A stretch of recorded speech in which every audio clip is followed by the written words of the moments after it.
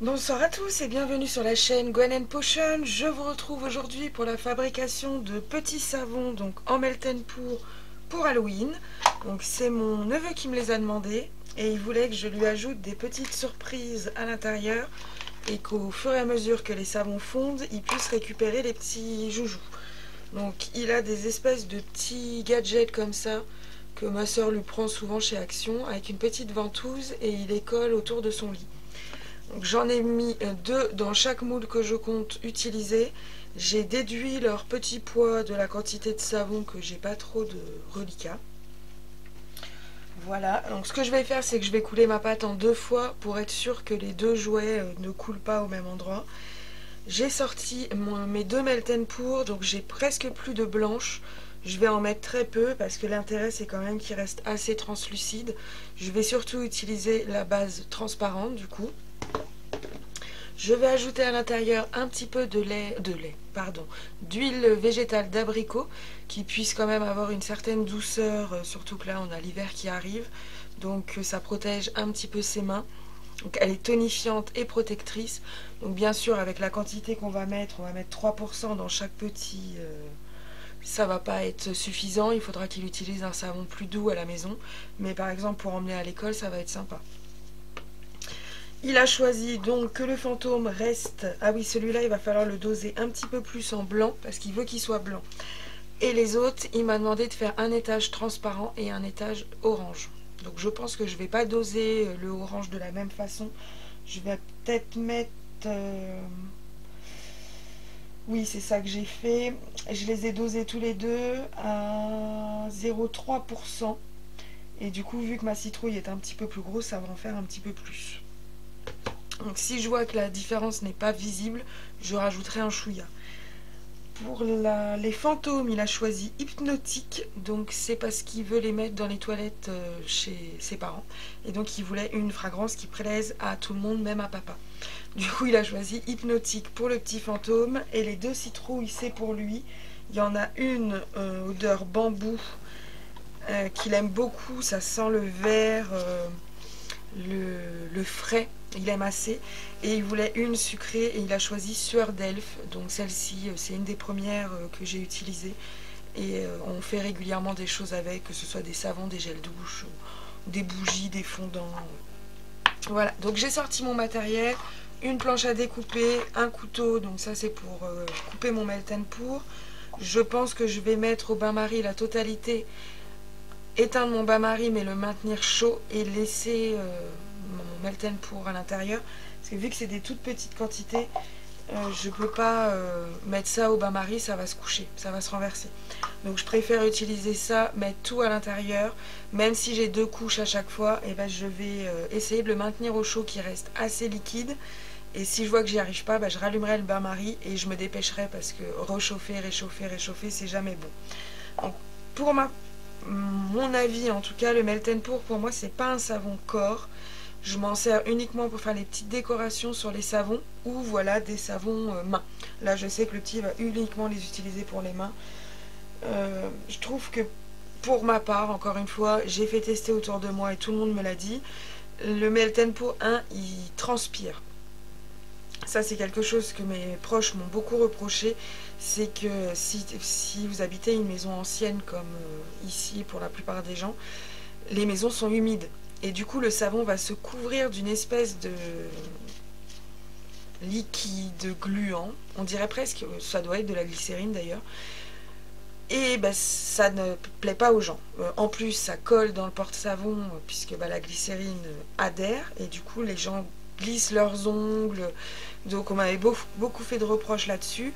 Et la deuxième chose, c'est qu'il n'est pas assez nourrissant. Vu que c'est une base à savon qu'on a cuit, dans lequel on n'a pas ajouté des ajouts ouf, parce que le but, quand j'achète celui-là, j'ai commencé comme tout le monde, j'ai fait des melt and pour. Mais ensuite, vous découvrez rapidement qu'un SAF et un melt and pour, ça n'a rien à voir. Je sais que mes melt and pour, après la douche, je suis obligée de me passer une lotion, une crème, alors que la plupart de mes SAF, je mets de la crème 2 ou 3 fois par semaine et ça me suffit. Donc j'avais arrêté de les utiliser, mais j'en conserve toujours pour faire, je vous dis, les décorations. Donc quand elles sont pas faites en SAF, elles sont faites en Meltenpour.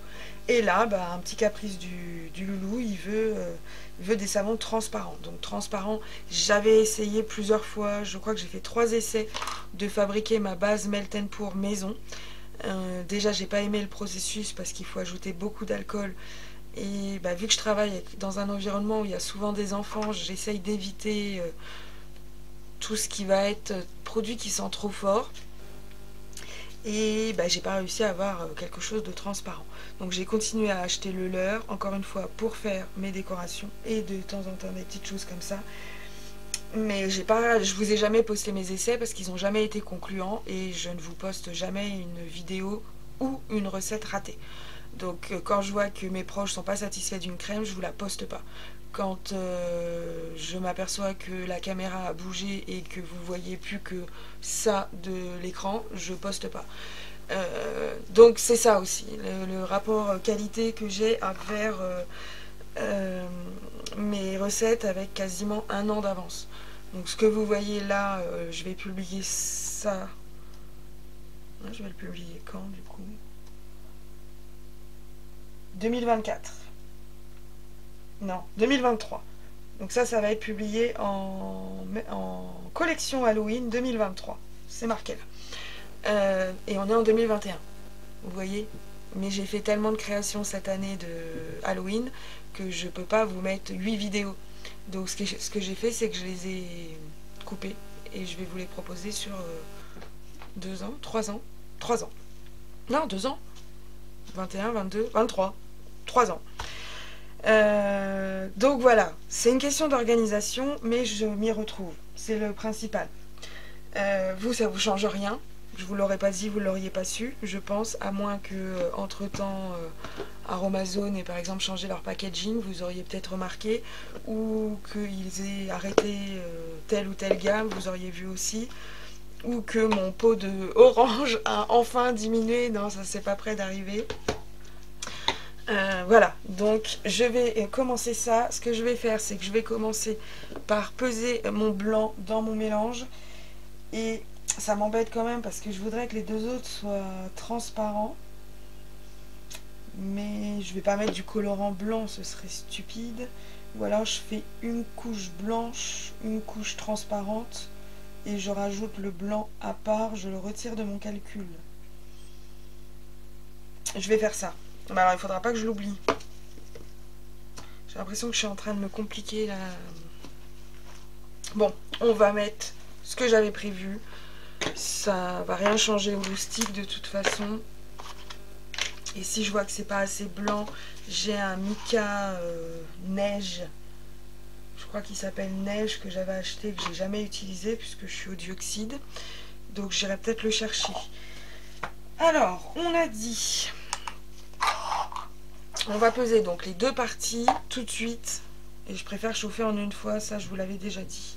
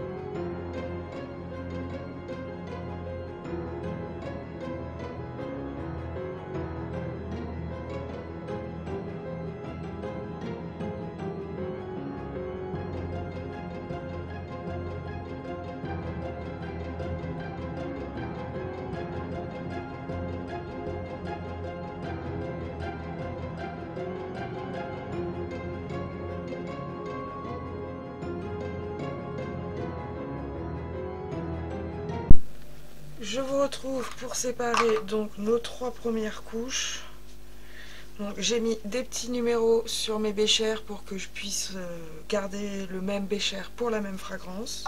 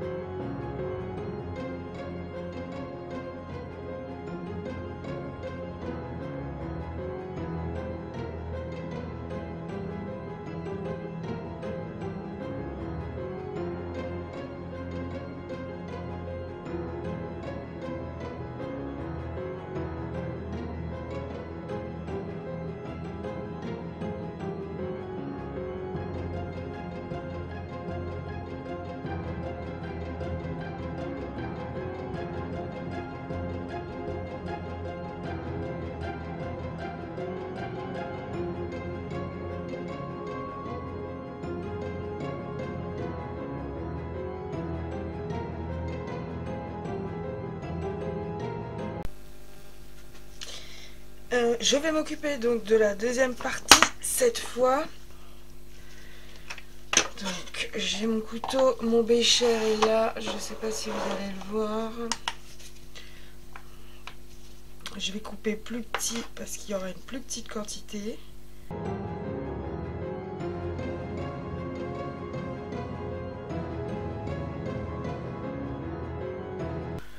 Je remets au bain-marie et on se retrouve d'ici quelques minutes.